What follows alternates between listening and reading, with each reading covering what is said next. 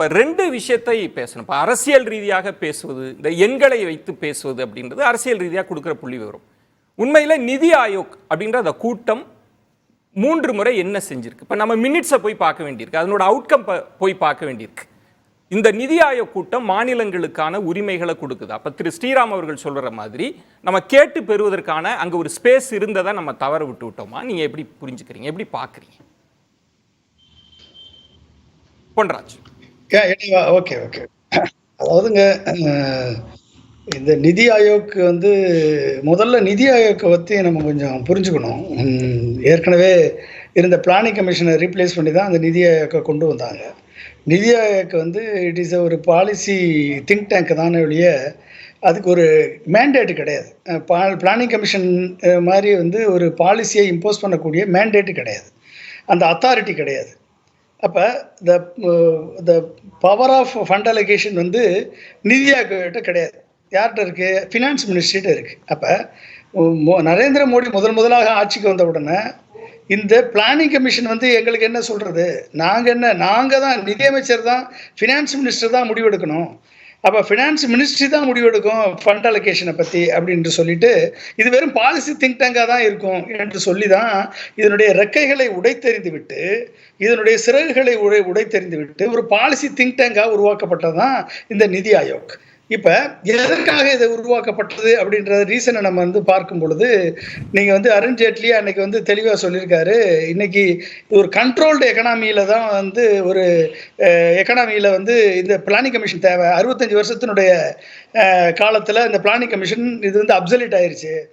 இதை நாங்கள் இதை இன்னைக்கு சேஞ்ச் ஆன எக்கனாமிக் சினாரியோட ஸ்டேட் லெவல்லேருந்து இல்லை கிரவுண்ட் லெவல்லேருந்து பாட்டம் டு டாப் அப்ரோச் எல்லாருடைய இதையும் நாங்கள் கருத்துக்களை ஏற்று அதுக்கு தகுந்த மாதிரி சஸ்டைனபிள் டெவலப்மெண்ட்டை நாங்கள் கொண்டு வருவதற்கான ஒரு திங்க் டேங்காக இதை நாங்கள் உருவாக்குவோம்னு சொல்லி ஒரு சிறகுடிந்த பறவையை உருவாக்கிவிட்டு அந்த பறவைக்கு அனைத்து அதிகாரங்களும் இருக்குது என்று சொல்லி ஒட்டுமொத்த அதிகாரத்தையும் நிதியமைச்சகம் வைத்துக்கொண்டு இதற்கும் அதற்கும் என்ன சம்பந்தம் என்றே தெரியவில்லை. அப்ப நீங்க சொல்வது நிதி விநியோகத்தில் நேரடி அதிகாரம் நீதி ஆயோக்கு இல்லை, ஆனா பரிந்துரைகளை வழங்குவதற்கான வாய்ப்பு இருக்குல்ல, நம்ம அதை பேசி இருக்க முடியும்ல, அதை தமிழ்நாடு தவற விட்டுருச்சா? இல்ல, அந்த பரிந்துரைகளை பேசி என்ன பிரயோஜனம்? நீங்க அதனுடைய நிதி ஆயோக்கினுடைய மெயின் அப்ஜெக்டிவ் தீம் என்னன்னு பாத்தீங்கன்னா கோஆபரேட்டிவ் ஃபெடரலிசம்.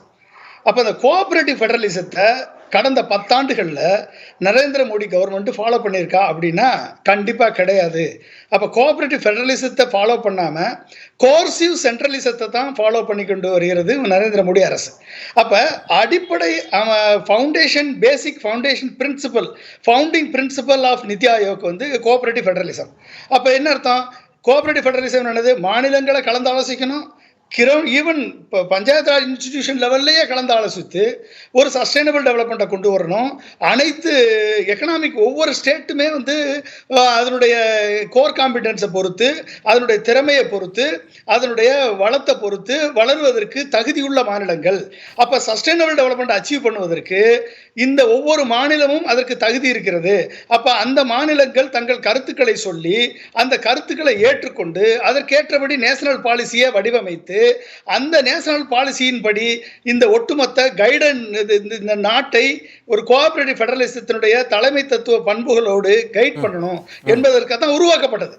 அப்ப நீங்க உருவாக்கப்பட்டதனுடைய நோக்கத்தை சிதைத்து விட்டு இந்த கடந்த 10 ஆண்டுகள்ல ஒரு கோர்சிவ் சென்ட்ரலிசம் அப்படின்னது அது கடுமையாக்கப்பட்ட, அதாவது சர்வாதிகாரம் கொண்ட ஒரு மையப்படுத்தப்பட்ட ஒரு அமைப்பை உருவாக்கி விட்டார் நரேந்திர மோடி அவர்கள். அப்ப இங்கதான் பிரச்சனை. அப்ப நிதி ஆயோக்கினுடைய ரிலவன்ஸ் என்ன?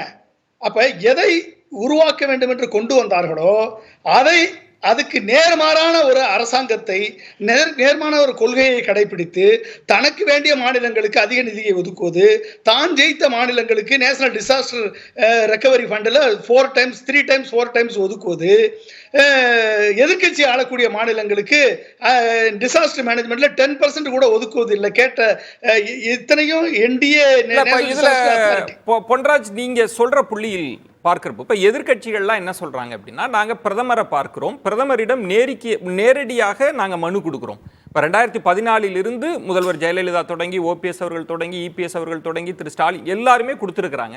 அது இதுவரைக்கும் எவ்வளவு தூரம் நிறைவேற்றப்பட்டிருக்கிறது அப்படின்ற ஒரு கேள்வி இருக்கு.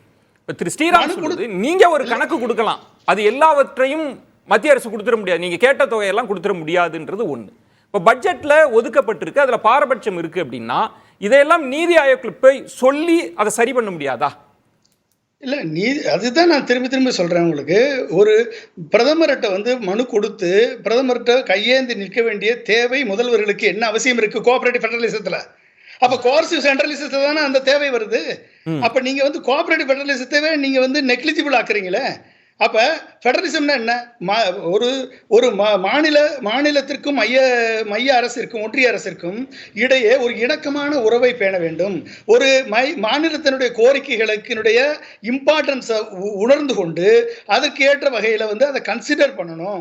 இது எதுக்கு வந்து நீங்கள் வந்து ஒரு சர்வாதிகாரமாக பிரைம் மினிஸ்டர்கிட்ட போய் மனு கொடுக்கணும்? பிரைம் மினிஸ்டர் நினைச்சா அப்பாயின்மெண்ட் கொடுப்பாரு, இல்லைன்னா அப்பாயின்மெண்ட் கொடுக்க மாட்டாரு, இல்லைன்னா நிதியமைச்சர் பார்க்க மாட்டாங்க.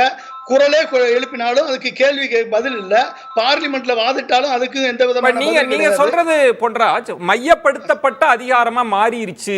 அப்ப நாங்க வந்து இந்த கோஆபரேட்டிவ் ஃபெடரலிசத்துக்கான அர்த்தம் இல்ல அப்படின்றீங்க. ஆனா இந்த நிதி பகிர்வை பற்றிய முதல்வர் தவறான தகவல்களை தரார் அப்படின்னு இப்ப திரு அண்ணாமலை அவர்கள் சொன்னாங்க. இப்ப ஸ்ரீராம் அவர்கள் என்ன சொல்றாங்கன்னா, 8000 கோடி தான் கடந்த 10 ஆண்டுகள்ல காங்கிரஸ் அரசு கொடுக்குது, நாங்க 1 லட்சம் கோடி கொடுத்திருக்கோம் அப்படின்றாங்க. இது இந்த எண்ணிக்கை பாரதூரமா இருக்கு. 8000 கோடி எங்க 1 லட்சம், இதை எப்படி புரிஞ்சுக்கிறது? இது எப்படி நீங்க வந்து இத வந்து இல்ல, அது இன்னொன்னு சொல்றது ஸ்பெஷல் பேக்கேஜ்லயே 1 லட்சம் கோடின்றாங்க. ஆனா முதல்வர் சொல்றது ரொம்ப முக்கியமான இடம் திரு பொன்ராஜ் கவனிக்க வேண்டியது. நீங்க சிறப்பு திட்டம்னு அறிவித்ததே மதுரை எய்ம்ஸ் மட்டும்தான். நீங்க பட்ஜெட்ல அனுப்பிச்ச மெட்ரோவுக்கு கூட இன்னும் நிதி ஒதுக்கலன்னு. ஆனா 1 லட்சம் கோடின்றது சிறப்பு பேக்கேஜ்ல வந்ததா இல்ல நமக்கு கிடைக்க வேண்டிய மாநில பகிர்வுல வந்ததா? ஒரு குழப்பம் வந்து போச்சே. இவங்க சொல்றாங்கல்ல, 2 விஷயத்தை காணுங்க. எந்த அளவுக்கு வந்து ஒரு ஃபேக்ட் வந்து மிஸ்ரெப்ரசன்ட் பண்றாங்கன்னு மட்டும் பாருங்க. இவங்க வந்து ஒரு 8000 கோடி வந்திருக்க நேரத்துல நம்ம எந்த அளவுக்கு வரி கான்ட்ரிபியூட் பண்ணியிருக்கோம், இந்த 1 லட்சம் கோடி இவங்க கொடுத்துருக்கேன்னு சொல்றாங்களே, இந்த நேரத்துல நம்மளுடைய contribution to the central government என்ன? அப்ப பொருளாதாரத்தினுடைய வளர்ச்சி என்ன? நம்மளுடைய பொருளாதாரத்தினுடைய தமிழ்நாட்டினுடைய கான்ட்ரிபியூஷன் என்ன? அப்ப இதையும் சேர்த்து தானே நீங்க அதை சொல்லணும். அதை விட்டுட்டு 1 லட்சம் கோடி கொடுத்து அப்சல்யூட் டேர்ம்ஸ்ல நீங்க எப்படி கம்பேர் பண்ணுவீங்க? இது யாராவது கம்பேர் பண்ணுவாங்களா? கொஞ்சம் எக்கனாமிக் இது ஸ்பெஷல் பேக்கேஜா? இது ஸ்பெஷல் பேக்கேஜ் சிறப்பு திட்டம் என்று 1 லட்சம் கோடி இருந்ததுன்னா பணவீக்கத்தை விடுங்க. முதலமைச்சரினுடைய அறிக்கையில தவறான ஸ்டேட்மெண்ட் என்ற பொருள் வந்துருது இல்ல. ஒரே ஒரு சிறப்பு திட்டம் தான், அது மதுரை எய்ம்ஸ் தான் சொல்ற இடம் தப்பா போகுதே.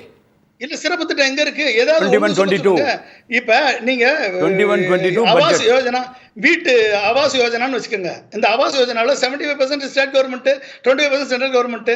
சென்ட்ரலி ஸ்பான்சர்டு ஸ்கீம் எத்தனை கொடுத்துருக்கீங்க? அப்ப ஸ்டேட் கான்ட்ரிபியூஷனோட எத்தனை கொடுத்துருக்கீங்க?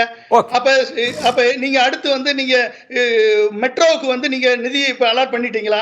எய்ம்ஸ் வந்து வந்துருச்சா? செல்வம் காத்துருங்க, நான் உங்கள்ட்ட வருவேன். காத்துருங்க, உங்க நேரத்துக்கு உண்மையை தரேன். தமிழ்நாட்டுக்கு புல்லட் ட்ரெயின் வந்துருச்சா? தமிழ்நாட்டுக்கு வந்து இண்டஸ்ட்ரியல் காரிடார் வந்துருச்சா? தமிழ்நாட்டுக்கு விமான தொழிற்சாலை வந்துருச்சா? என்ன வந்திருக்கு?